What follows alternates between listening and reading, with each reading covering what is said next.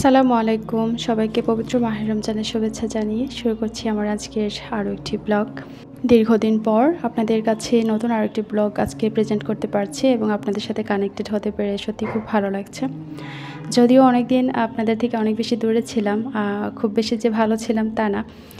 পারিবারিক বেশ কিছু প্রবলেম জটিলতা ছিল, সবাই সিক ছিল, তারপর আরও অনেক কিছু আছে, আস্তে ধীরে আপনাদের সাথে শেয়ার করব। তো আজকে হচ্ছে রমজানের আগের দিনের ব্লগ, এটা মানে যেদিন আমরা সেহরি খেয়ে রোজাটা রাখবো সেদিনকার ব্লগ। তো অনেক বেশি মানে ঝামেলার মধ্য দিয়ে বেশ কটা দিন গেছে, পুরা মাস দুয়েকের মতো। তো যার জন্য হচ্ছে গিয়ে বাসা যে অর্গানাইজ করে রাখবো বা খুব বেশি একটা গুছিয়ে রাখবো সেই সুযোগটা আর ছিল না। তো মোটামুটি করে প্রয়োজন যতটুকু ছিল ততটুকুই সেরে চলতে হয়েছে এভাবেই। আর নিজেও বেশ খানিকটা সিক হয়ে গেছিলাম, প্রায় 15 দিন বা 16 দিনের মতো অনেক বেশি সিক ছিলাম। যার জন্য বুঝছেন তো, ঘরের একজন গৃহিণী সিক হয়ে যাওয়া মানে ঘরটার কি করুণ অবস্থা হয়ে যায়। তো সেম প্রবলেমটাই আমার হয়েছে। তো আজকে রোজার আগের দিন, তো ভাবলাম যা কিছু আছে মোটামুটি গোছানোর বাকি বা চেঞ্জ করা বা টেবিল ক্লথ চেঞ্জ করা, পর্দা চেঞ্জ করা, সমস্ত কিছুই করে।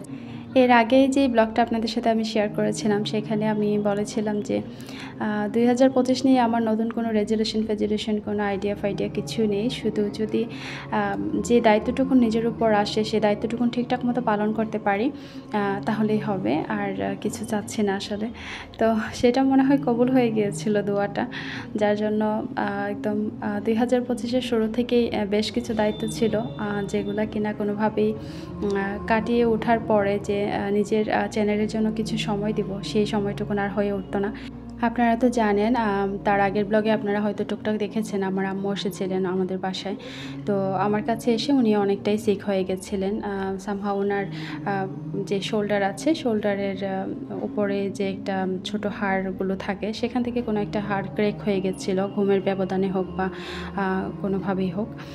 তো বয়স হলে এমনিতেও হাড় কিন্তু ক্ষয় হতে থাকে বা পাতলা হতে থাকে, সেই জায়গা থেকে ওনার সেই প্রবলেমটা দেখা দিয়েছিল, যার জন্য প্রচণ্ড ব্যথা এবং একই সাথে জ্বর, সমস্ত কিছু নিয়ে ওনাকে ডাক্তারের কাছে যেতে হয়েছে। তারপরে যেটা হয়েছে রেগুলারলি মেনটেন করে চেক আপ এবং থেরাপি সেন্টারে নিয়ে যাওয়া। এর মধ্যেই আবার রাজ রোজাও অনেক বেশি সিক হয়ে গেছে। প্রথমে হয়েছে রোজা, তারপর হয়েছে রাজ। তো ওদের হচ্ছে গিয়ে পক্স উঠেছিল। তো বুঝেনি তো এই ধরনের পেশেন্টগুলোর যত্ন অনেক বেশি লাগে। আর আম্মুর তো থেরাপি সন্ধ্যার সময় দিতাম, যেহেতু সারাদিন সব কিছু মেনটেন করার পর আমার আর থেরাপি সেন্টারে যাওয়ার সময় থাকতো না। তো রেগুলারিটি মেনটেন করে আমরা সন্ধ্যার সময় একটা রুটিন করে নিয়েছিলাম থেরাপি সেন্টারের যাওয়ার রুটিন। তো ওনাকে নিয়ে আমি থেরাপি সেন্টারে সন্ধ্যায় যেতাম। রাজের বাবা অফিস থেকে আসার পর রাজরোজাকে রাজের বাবার কাছে রেখে তো আম্মুকে নিয়ে বের হতে হতো। তো এইভাবেই আর কি বাসাটা যেন মনে হচ্ছিল পুরো একটা হসপিটাল, সবাই একই পরিস্থিতির মধ্য দিয়ে। তো এই ধরনের পেশেন্টদেরকে অনেক বেশি যত্নও দিতে হয় আসলে।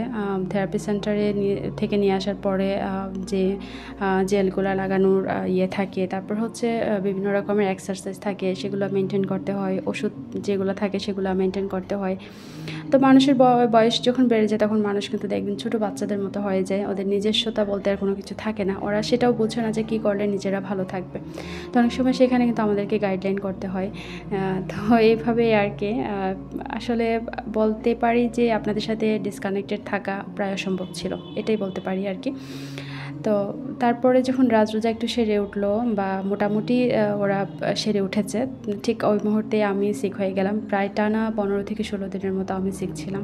তো রাজের বাবা তখন অনেকটাই অসহায় ফিল করছিল, বলছিল যে ঘরের যে যাই যখন অসুস্থ হোক বা যা কিছুই হোক, তুমি সিক না হলেই হলো, তুমি সিক হয়ে গেলে পুরো বাসাটাই একদম অচল হয়ে যায়। তো এই আর কি, এই পরিস্থিতিগুলো গত 2 মাস আমরা ফেস করেছি। তো আলহামদুলিল্লাহ এখন আমরা প্রত্যেকেই ভালো আছি আল্লাহর অশেষ রহমত এবং আপনাদের দোয়ায়। আর যেটা হয়েছে বাসা কিন্তু আমি অনেক বেশি অর্গানাইজ রাখতে পারিনি, এত কিছুর মধ্য দিয়ে গেছি, মোটামুটি মেনটেন করে চলেছি। তো আজকে বেশ কয়েকদিন ধরে আম্মু 1 সপ্তাহ হলো এখান থেকে চলে গেছেন। তো এই 1 সপ্তাহ ধরেই আমি কিন্তু ক্লিনিংয়ের কাজ করে যাচ্ছি। তারপর পাশাপাশি রাজরোজা যেহেতু একটু সুস্থ হয়েছে, ওদের স্কুলেও বিভিন্ন প্রোগ্রাম আছে, সেখানে পার্টিসিপেট করানো, ওদেরকে আনা নেওয়া করা, আর দুজনকে 2টা টাইম মেনটেন করা একটু ট্রিকি। তো সব কিছু মিলিয়ে চলছি আলহামদুলিল্লাহ। আর তার ফাঁকে এখন একটুখানি ক্লিপ আপনাদের জন্য নিয়ে রাখলাম, রোজার আগের দিনকার ক্লিপ এটা। রোজার আগের দিনে শেষ মুহূর্তে যেরকম ছিল আমার প্রস্তুতি, তার ভিত্তিতেই কিন্তু আজকের ব্লগ।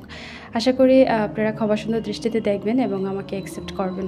আমি আসলে চাইলে কমিউনিটি ট্যাবে আপনাদেরকে জানিয়ে দিতে পারতাম যে আমার এই প্রবলেমগুলো আমি ফেস করছি, যার জন্য আমি ব্লগ আপলোড করতে পারছি না। কিন্তু পরক্ষণে মনে হলো যে কমিউনিটি ট্যাবে এত বিশাল বড় লেখা হয়তো সবার দৃষ্টি আকর্ষণ করবে না, বা এটা কেমন দেখায় আসলে। থাক তাহলে নেক্সট টাইমে যখন আল্লাহ চান তখন সুস্থ হয়ে নিয়ে বা সব কিছু সামলে নিয়ে ইনশাল্লাহ আবারও নতুন করে ব্লগ দেবো, আর তখন আমি আমার ডিটেলসগুলো সবাইকে জানিয়ে দিব। তো সেই আশাতেই বা সেই ভরসাতেই বলতে পারেন আজকের ব্লগে সমস্ত কিছু আপনাদের সাথে শেয়ার করা আর কি। তো এর মধ্যেই দেখেছি অনেক আপু ভাইয়ারাই আনসাবস্ক্রাইব করে নিয়েছেন আমার চ্যানেলটা। তারা হয়তো ভেবেছেন যে এই চ্যানেলে যেহেতু ভিডিও আসছে না, তাহলে হয়তো এই চ্যানেলের আপুটার কখনোই ভিডিও দিবেন না। আসলে এরকমটা না, আমরা সবাই কিন্তু পারিপার্শ্বিক পরিস্থিতির শিকার এবং বাস্তবতার শিকার। আমাদের প্রত্যেকেরই পরিবার আছে, সংসার আছে, সন্তানাদি আছে, বাবা মা ভাই বোন সকলেই আছেন। তো সকলকে নিয়েই আমরা কোনো কিছু বাদ দিয়ে কোনো কিছু আসলে একাধারে করে যাওয়াটা আসলে এটা হয় না। সব কিছুরই একটা দায়িত্ববোধ থাকে, সব কিছুতে আপনি পার্টিসিপেট করতে হবে, বাস্তবতা মেনটেন করতে হবে, এটাই আর কি। তো মাঝে মাঝে হয়ে যায় ভুলচুক চ্যানেলের ক্ষেত্রে, যেটা কিনা আসলে ইচ্ছে করে হয় না। যেমন এখন রেগুলারিটি মেনটেন করে ভিডিও দেওয়া শুরু করেছি, তো তার মধ্যেই বাস্তবতার কারণেই হোক আর জটিল প্রবলেমগুলোর কারণেই হোক বা নিজের অসুস্থতার কারণেই হোক, আমি কিন্তু আর মেনটেন করতে পারিনি বেশ কটা দিন বা মাসখানেক। আশা করছি আমার পরিস্থিতিটা আপনারা একটু বোঝার চেষ্টা করবেন বা একটু বুঝে নেবেন। তো যাই হোক, আমি রোজার আগের দিনের যা যা কাজগুলো করেছি সমস্ত কিছু আপনাদের সাথে শেয়ার করেছি। যদিও কাজ রিলেটেড কোনো কথা আমি আপনাদের সাথে বলতে পারিনি, আমার প্রবলেমগুলো নিয়ে কথা বলছিলাম। তো যাই হোক, ব্লগ মানেই তো গল্প, হয়তো কাজ রিলেটেড গল্প থাকবে, না হলে নিজের জীবনের বেশ কিছু গল্প নিয়ে থাকবে সাজানো। তো ব্লগ মানেই গল্প, সেই গল্পটাই আসলে আপনাদের সাথে করছি। এই কটা দিন কেন আপনাদের কাছে ছিলাম না। তো এখন যেটা করছি, আমি আসলে রমজান উপলক্ষে আমার তো তেমন কোনো প্রিপারেশনই নেওয়া হয়নি, বিশেষ করে ফুড রিলেটেড প্রিপারেশন। যেমন অনেক আপুরা ফ্রোজেন করে থাকেন রোজার আগে বিভিন্ন রকমের খাবার তৈরি করে, যাতে রোজা মাসটা একটু কম কষ্টদায়ক হয়, একই সাথে ইবাদত করার জন্য কিন্তু বেশ কিছু সুযোগ সুবিধা তৈরি হয়ে যায়। সেটা ভেবেই কাজগুলোকে আগে থেকে বেশ অর্গানাইজ করে রাখেন। তো আমার ইচ্ছা থাকলেও আমি পারিনি, কারণ আপনারা জানেন কেন পারিনি। তো এখন হচ্ছে রোজার আগের দিনে যতটা সম্ভব হাতের কাছে যতটা কাজ গুছিয়ে নেওয়া যায় আর কি, বা যতটা পরিষ্কার করা যায়, ক্লিন করা যায়, সব কিছুই করেছি মোটামুটি। তবে এটুকু বলতে পারি, আজকে সকাল থেকে টানা কাজ করে চলেছি, একদম রাত 12টা অবধি কাজ করেছি। তার মধ্যে আমি মনে হয় না আধা ঘন্টা বসে রেস্ট নিয়েছি। মাঝে মাঝে বসে হয়তো একটু পানি চা খেয়েছি, একটু খাবার দাবার দুপুরবেলা খেয়েছি, এই আর কি। এভাবেই কেটে গেছে আমার আজকের সারাটা দিন। মানে অনেক দিন কাজের সাথে খুব একটা রিলেটেড না থাকার কারণে যা হয় আর কি, সব কিছুই নোংরা হয়ে আছে, ময়লা হয়ে আছে, গোছানো নাই। তারপর যেটা হয় যে আমরা যে গৃহিণীরা একটু পরিপাটি বা গোছানো ওয়েতে সংসারটা চালাতে পছন্দ করি, তাদের কাছে মনে হবে যেন অনেক কিছুও গোছানো। মানে কয়েকটা দিন সংসারের কাজগুলোকে যখন গুছিয়ে না করতে পারা যায়, তখন মনে হয় যে অনেকটাই অগোছানো আছে আর কি। তো আমিও তার ব্যতিক্রম না। আর এখন হচ্ছে এখানে বেশ কিছু চালের গুঁড়া আমার আম্মু নিয়ে এসেছিলেন, প্রায় 10 কেজি মতো। তো ওগুলো কিছু খাওয়া হয়েছে আর বেশ কিছু রয়ে গিয়েছে। তো ওগুলোকে আজকে রোদ লাগিয়ে নিয়েছি সারাদিন। রোদ লাগানোর পরে এখন হচ্ছে আমি রাতের বেলা এগুলোকে প্যাকেট করে নিচ্ছি। সেই চালের প্যাকেট হয় কিছু, চালের প্যাকেটগুলো অনেক বেশি ভারী হয়। বয়ামজাত করার থেকে এই প্যাকেটগুলোতে রাখলে দেখলাম যে বেশ ভালো থাকে, তার জন্য ওই প্যাকেটজাত করে রাখলাম আর কি। এক একটা প্যাকেট বের করলে আমার 3-4 দিনের মতো ব্যবহার করা হয়ে যাবে। যদিও ভিডিওতে অল্প অল্প দেখা যাচ্ছে, আসলে এখানে অনেকগুলো ময়দা করে রাখা আছে, চালের গুঁড়া করে রাখা আছে। তো 3 প্যাকেট করে রেখেছি, 1 প্যাকেট করে ভাঙলে আমার 4 থেকে 5 দিনও যেতে পারে, এরকম আর কি।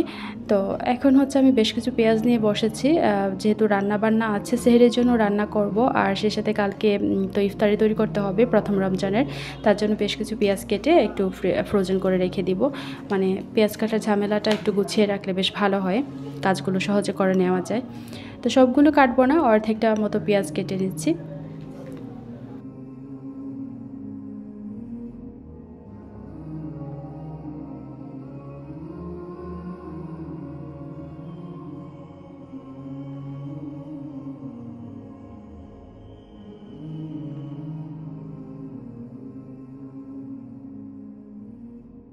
এতক্ষণ ধরে গোটা ব্লগ জুড়ে শুধু আমি আমার প্রবলেম গুলো নিয়ে কথা বলেছি, আমার নিজের মতো করে গল্প করে গেছি। আপনাদের কারোর কাছে হয়তো ভালো লাগতে পারে, কারোর কাছে হয়তো খারাপ লাগতে পারে, কারণ দেখা গেছে আসলে ব্যক্তিগত প্রবলেমগুলোর প্রতি অন্য কোনো মানুষের ইন্টারেস্ট খুব কম থাকে। তো আপনার ব্যক্তিগত প্রবলেমগুলো শুধুমাত্রই আপনার, ভালো লাগা যেটা হয় সেটা অন্য সবার সাথে শেয়ার করলে সবাই খুশি হয়, ভালো থাকে, ভালো লাগে ওদের কাছে। তো আমি আসলে সেই জায়গা থেকে আসলে বলিনি যে আপনাদের কাছে খারাপ লাগবে বা খারাপ লাগার কারণ হব, তার থেকে না। আসলে আমি কেন এতদিন ব্লগ দিতে পারিনি তার কারণটা আপনাদেরকে ডিটেলসে যতটুকু সম্ভব বলা যায় ততটুকুই বলে শেয়ার করার চেষ্টা করেছি। তো আপনাদের যদি খারাপ লেগে থাকে আমার ব্যক্তিগত প্রবলেমগুলো শুনতে, তাহলে প্লিজ স্কিপ করবেন এবং ক্ষমা সুন্দর দৃষ্টিতে দেখবেন।